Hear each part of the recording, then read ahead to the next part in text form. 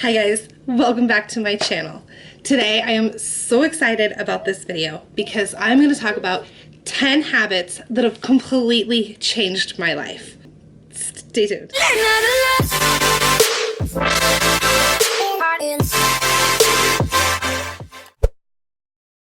So habit number 1 was changing my perspective. I used to be one of those people that was negative about everything. Every time something bad happened, I was thinking, why me?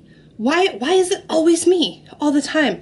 And what was happening is I was obsessing over the bad things. I wasn't able to enjoy the good things. Once I realized that bad things happen and they don't last forever, and to enjoy and embrace the good moments, it was like a weight had been lifted off of my shoulders, and I was truly happier every single day. Better planning. If I don't sit and plan out my day every single morning with a cup of coffee and like a peace of mind, I tend to go crazy. If I don't have like a plan for the day and I'm just winging it, I hardly get anything done. And then I find myself feeling like really chaotic and crazy and unproductive. So sit down every morning, write out your to-do list, your priorities, errands, appointments, all of that stuff that you have to do for the day. And trust me, your day is going to go so much smoother.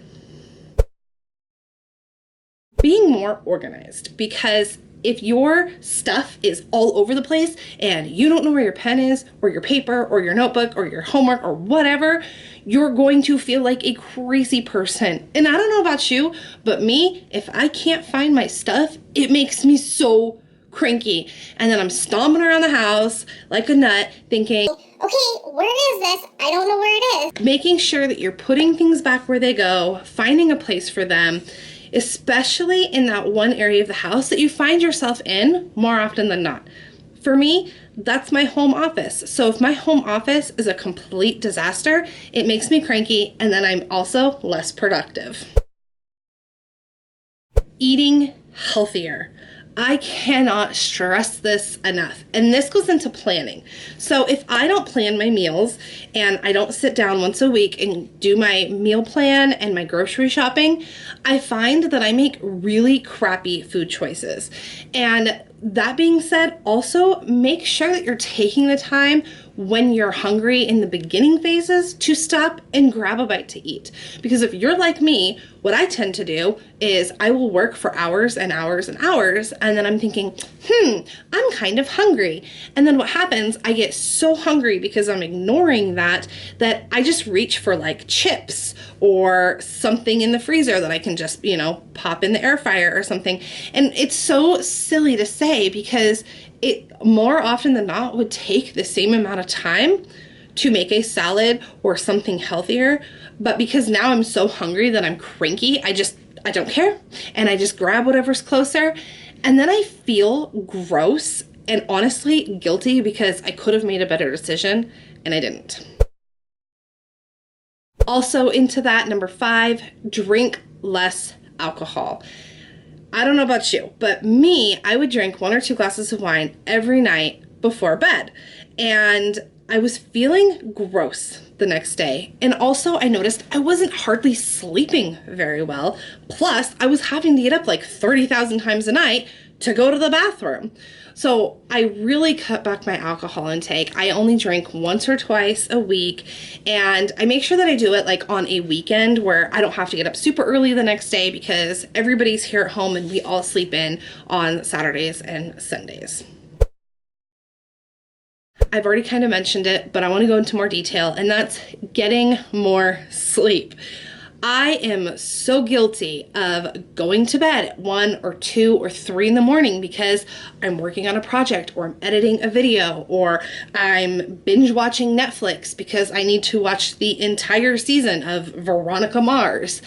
And I realized that I was being less productive. So I like to wake up super early in the morning. I feel for me that I get more done. But if I'm waking up super early in the morning and then I'm going to bed super late, I'm not getting hardly any sleep. So all of that next day, I'm just mush. My brain can't focus, I can't function, and it makes me a complete disaster. So I started going to bed earlier so that when I wake up earlier, I have less hours to get stuff done, but I'm doing more in those hours. I'm being way more productive because I'm rested and I feel good. Now, this isn't a very common one, and I don't hear a lot of people talking about this one, but for me, it's, I think, one of the most important ones, and that's embracing silence. So, I don't know if you've ever heard of being overstimulated, but we live in a world where technology is everywhere. We always have our phones in our hands. We're always watching TV or listening to music or a podcast or whatever, and we're never giving our brains a chance to just shut off. 10, 20, 30 minutes a day, just sit in silence, whether it's laying on your bed or sitting in your car with your eyes closed, and just really let your brain unwind. And you will find that that is a huge mood booster. And especially if the weather's nice, go sit outside on a bench and enjoy the sunshine, because vitamin D is scientifically proven to boost your mood. This one is huge, and that's finding hobbies that you enjoy. So, for example, I love making my YouTube videos. I love my channel. But that being said, it is my full-time job. So yes, I love it, but it is also work. So, find something that's not just work. Find something that's purely relaxing. You're doing it just 1,000% for fun, like coloring or crocheting or going for a walk or a hike. Make sure that you're doing that 2 to 3 times a week, because again, you have to give your soul a rest, and I cannot stress that enough. So if you have to look on Pinterest or Google something, find something that you can do that brings you pure joy. Quit letting toxic people stay in your life. Now, this one's hard. I'm not even going to sit here and tell you that it's easy, because it's not. But if you have somebody or multiple people in your life that do nothing but make you feel bad for your decisions, that talk down to you, that are not a good friend, that you're always there for them, but they're never there for you, or they're just negative people, cut them out. Even if it's not a permanent basis, even if it's just for a couple days at a time, here and there, and explain to them, say, you know what, so-and-so, I really care about you, but I have to take care of myself, my mental health, and this isn't healthy for me to be in this relationship anymore. So definitely take a look at your relationships, because I've had to cut out family members, and I know it sucks, but I shouldn't feel guilty for moving to a different state with my family, or when I started a podcast a couple years ago, or whatever the case may be. I had people in my life that always had something bad to say, and I just had so much self-doubt that I was turning into a crazy person. Once I got rid of those relationships, my life improved 1,000%. I wasn't second guessing myself anymore. I felt good about my decisions. And all in all, I was a happier person to be around. No toxicity in your life. Last, but definitely not least, number 10, stop comparing yourself to other people.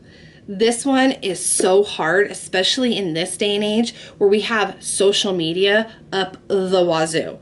It is so hard sometimes to get on Facebook or Instagram or whatever and feel good about yourself when so-and-so has a slamming body and so-and-so has a beautiful house and so-and-so looks like they have their life together. But here's the secret. They don't. Nobody has their life 1,000% together. Everybody struggles with self-doubt, with, second guessing themselves, with wondering, how can I be like that person? We all do it, and we should all stop, because everybody is amazing in their own right. If you were like everybody else, you wouldn't be special anymore. And ultimately, that's what it's all about.